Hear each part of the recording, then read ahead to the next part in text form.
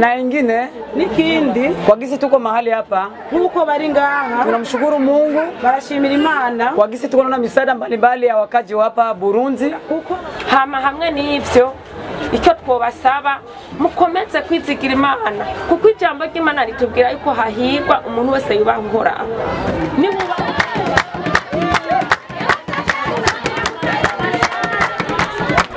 Ndabaramukije nshuti bagenzi aho muherereye hose, abari mu gihugu cyacu ciza cy'u Burundi, abari mu bihugu bibanyi n'abari mu mahanga ya kure, mwese turabaramukije tubashimira ukungene mudahengeshanya gukurikirana imbonesha kure yacu RY'URWARUKA. Kaze mu makuru yacu yo kuri uyu wa gatanu igenekerezo rya 21 Ruhuma umwaka wa 2025. Kuri mikro muri kumwe na jewe Irankunda Ado Desire. Ewe RY'URWARUKA ntawe utokumviriza. Coopérative des femmes pour l'auto-emploi et la commercialisation des fruits cibitoke, ni kuvuga koperative y'abakenyezi ijejwe kugwiza akazi no kudandaza ivyamwa mu cibitoke bo mu ntara ya Cibitoke bakorera mu isoko nkuru ya Cibitoke, bakoze igikorwa cy'urukundo aho bafashije abataye izabo bo mu gihugu kibanyi ca Kongo, aho bamaze imisi bari kuri zone Cibitoke. Iyo koperative ikaba yaje yitwaje ibifungurwa byo gufungurira abo bateshejwe izabo. Majambere Fabiola akaba ari nawe arongoye Coopérative des femmes pour l'auto-emploi et la commercialisation des fruits cibitoke, aratwiganira ibijanye n'ico gikorwa baramutse bakora.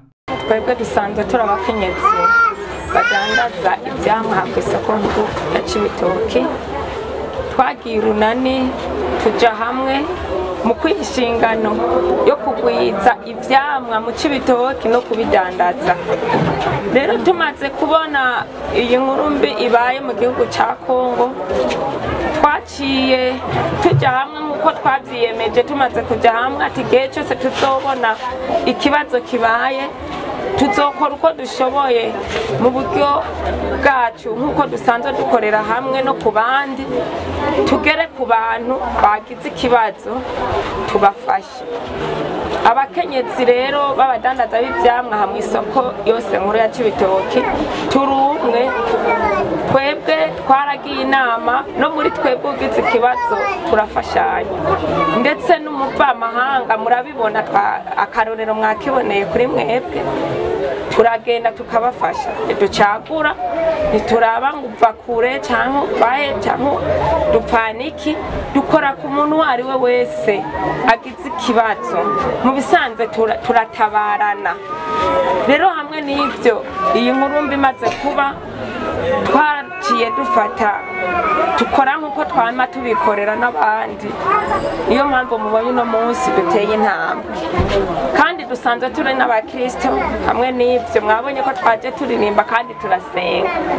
Nshuti rero bavandimwe bo mu gihugu ca Kongo, turabaremesheje.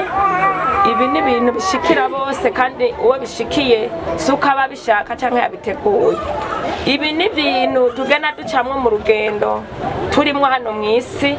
Turafise umunsi w'ivyiza n'umunsi w'imibi, nk'uko igitabo c'ijambo ry'Imana kibivuga mu gitabo c'Umusiguzi mu gice ca 3 muhasomye.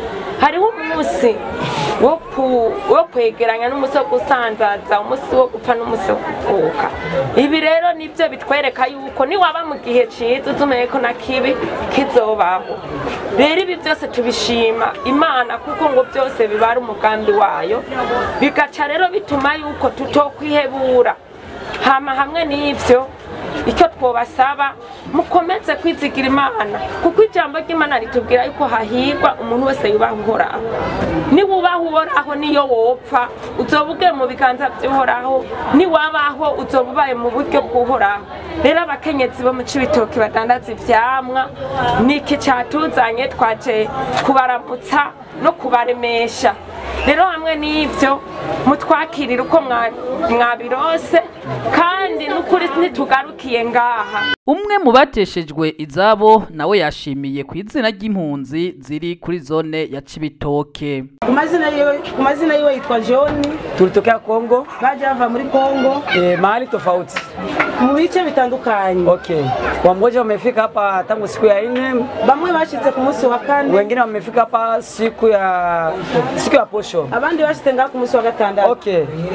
Wengine siku ya kwanza. Abandi bashitse ku munsi wa 1. Tukamshukuru Mungu gisi tulifika mahali hapa. Barashimira Imana mu buryo bashitse ngaha.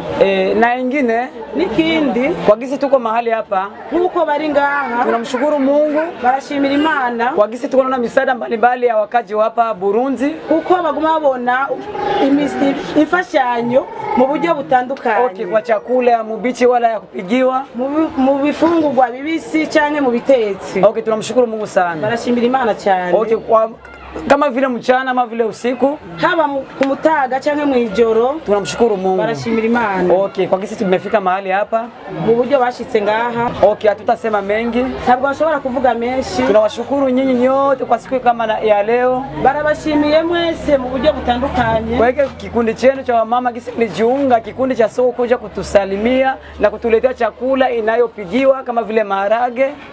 Barabashimiye nkuko muyunze muri abakenyezi mukemera kuza kubashikako mukabazanira ibifungurwa biteguye bihiye. Maharage ya kupigiwa, bugali ya muinzi na pamoja na muhogo. Ibiharage bihiye n'ubugari bw'ibigori n'ubugari bw'ubududu. Na samaki kama vile ndagaa na kadhalika. Ndagara n'utunanasi n'udusabune dukenya. Okay, tunamshukuru Mungu sana. Barabashimiye cyane. Siku turi ya kwanza wala turi ya mwisho kuja kutusalimia wala kutuangalia. Nibibe ubwa mbere cyangwa ubwa nyuma mukuza kubaraba. Muendelee na roho na Mungu awabariki. Mugumane umutima kandi Imana ibahezagire. Kwa neno wala kwa nia ya kambi nzima tunasema asante na Mungu awabariki. Kubwabo cyangwa kubw'ikambi yabo baravuze ati Imana ibahezagire. Ndio tunasema asante. Urongoye zone cibitoke RY'URWARUKA nawe yashimiye abakenyezi bahurikiye muri koperative ijejwe kudandaza ivyamwa ku isoko nkuru yo kumugwa mukuru w'intara ya Cibitoke. Mu kurangiza twamenyesha ko abo bateshejwe izabo bakeneye byinshi, bagasaba abagira neza amashengero amashirahamwe atandukanye umwe wese azi akamaro ko kwitaho abari mu bibazo kugira ico bakoze kuri abo bateshejwe izabo. Reka tubashimire cyane mwebwe mwese mwaduteze yompi, twongera kubandanya kubahamagarira mu yandi makuru ari nyuma, twibutsa mwebwe mutarafyonda subscribe no kugakengeri kuhafyonda kugira mukomeze kuronka amakuru atandukanye nta nkomanzi. Kuri mikro mwari kumwe na jewe Irankunda Ado Desire.